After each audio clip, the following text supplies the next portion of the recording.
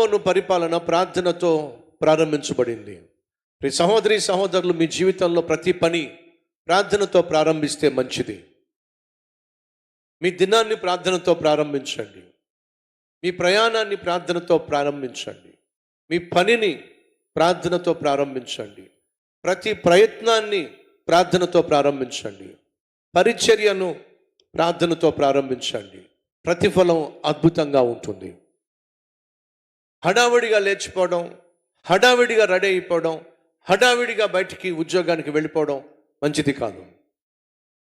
కారణం ఏమిటయ్యా అంటే, గడప దాటి వెళ్ళిన నువ్వు తిరిగి గడప దాటి ఇంట్లోకి వస్తావనే గ్యారంటీ లేనటువంటి రోజుల్లో మనం జీవిస్తున్నాం. మన ప్రార్థన మన చుట్టూ కంచె వేస్తుంది.